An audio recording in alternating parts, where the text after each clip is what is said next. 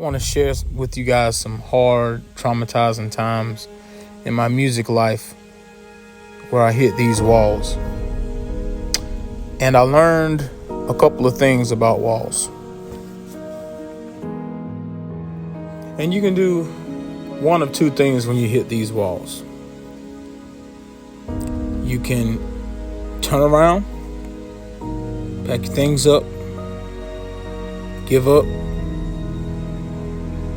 or you can find a way around, over, under, through these walls you hit in life. And in this case, I'll show you how I burst through my wall. So I began piano about 5 or 6 and practiced for years using 2 fingers and playing songs on the radio, trying to sound the best I could without a teacher at that time. And it was hard. I spent a lot of late nights playing.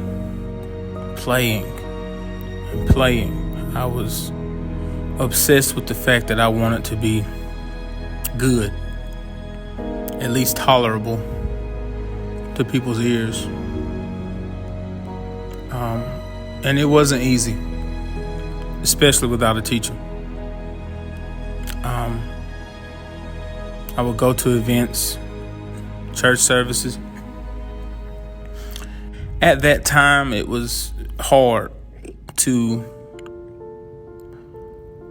play and not be embarrassed. And I'm just going to be honest about that part. It was embarrassing not only playing, but a few instances, it's just I would hear the talks, I would hear the laughs, I would hear the snickers, and it just didn't feel good. I would even hear the complaints. Oh, here comes that little dude. Here comes Ryan. And the musicians would just not play with me. They would walk off. They would go to the bathroom. And that really crushed me. Now, I played for my dad's church, Grove Hill Missionary Baptist Church. And those were my very, very first beginnings of music. My dad would always tell me, learn it like the CD and everything will be good. So I would try my hardest doing that. And even in my trying and many hours of practicing and studying, I would still get to church sometimes and people would laugh at how I was playing, and what I was doing would even move me off of the piano from my choir to play on the piano. And this last instance, I remember fairly well. This preacher, this minister, got up and I was trying to help him play because he said he needed some musicians to play. And he started singing. I was following him, and he stopped the middle of church and stopped the service. He said, "Get off of the piano. Stop playing. You're throwing me off." Now, this was a church probably full of like 70 people. Like, it was a lot of people in that church. And like anybody would, I was so angry, so hurt, so confused. And all I wanted to do was learn how to play. The same guy asked to help me with chords, with anything I need to be working on. He would rather just embarrass me in front of the church. And of course, if wasn't a good feeling for 10, 11-year-old me. I was so enraged that I didn't know what to do. I got in the car, my mom and dad, and I told them, I said, Mom and Dad, I'm tired of this. I want to quit. And I said, I explained to them, I asked everybody for help. Nobody knows how to play the piano. I'm tired of figuring this out on my own. Nobody seems to want to help me. They always laughing. They're always picking at me. They're doing this, they're doing that. And I just started bawling. And my dad told me some advice that I never will forget. He said, if you want to quit, quit. If you quit this, you're going to quit everything else for the rest of your life. And I really juggled with that for the next few days. Did I want to give this up? I mean, I've been playing for 4 or 5 years. I haven't seen any progress, but did I really want to give this up? I actually enjoyed this. So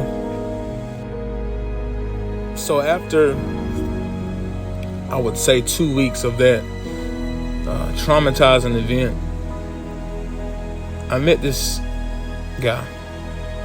He was a pianist, and he was down in the area for a workshop to do a concert. And when I heard him, oh my goodness, it was pure bliss. I enjoyed the way he played. I loved his chord vocabulary. I loved how he, would put runs with his chords and do all these types of runs and tricks. And in my process of quitting, I said, I'm going to go give this one last try. If I can't ask him what he's doing, he'd give me a reply, then I'll quit. I'll hang it up. It took me a while to ask him. So next to the last night, I asked him, I said, hey, can you show me that last song that you played? I really love to play the song. And I would love to, learn from you if you can, if you have time. And he told me he said, give me till tomorrow night. Now, of course, I thought this was going to be more of the same. I thought this was going to be another you got it, buddy moment. But he came the next night after the rehearsal. Came over with his backpack. He had a folder with papers in it. And he gave me the folder, opened the folder, and he showed me all the chords. Showed me all the chords to The Presence of the Lord Is Here by Byron Cage.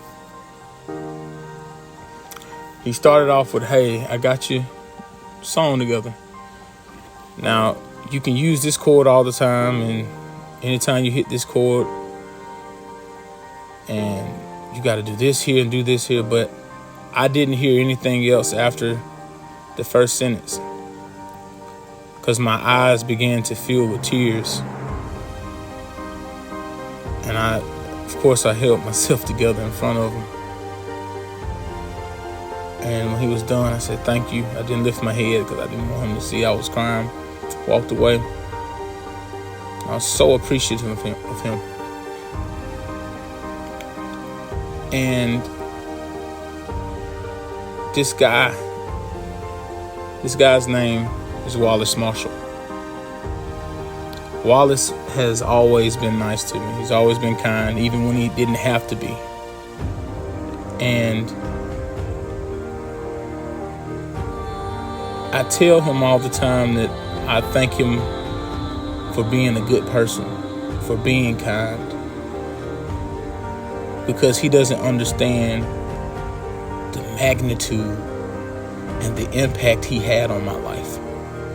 He was the reason that I had the drive to stay up 2 or 3 o'clock in the morning practicing for 4 or 5 hours at a time learning, exploring. He made that much of an impact in just a 5-minute conversation. And I just thank him. He doesn't know I'm making this video, but he also does not know the impact he has made on my life. And I just thank him and appreciate him for just being nice. And for the preacher and minister that pulled the stunt, if you want to say that. I met him years later again, after I gotten a little better.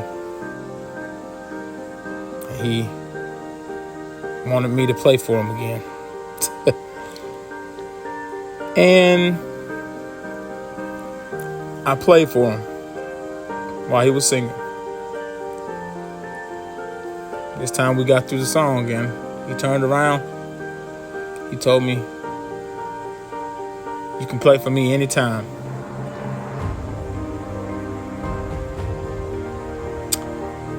And to some, that probably would have been your moment of, I got you, Or would have been a time for you to disrespect him, or whatever the case may be. And I thought it would make me feel good that he said that, and it didn't. And I came to realize that at the end of the day, it wasn't him I was looking for a sense of connection or any type of justification that I to keep playing and endure. I had to prove it to myself. I had to blitz through my wall. I had to have faith and courage to go on and press on through my wall. And it was more satisfying to me that I enjoyed my music and I played my music. But all of this would not have happened if it wasn't for a guy named Wallace Marshall. Wallace, thank you for helping an afraid, damaged, torn apart kid when he needed help the most. I'll never forget it. And to those who are listening, be inspired.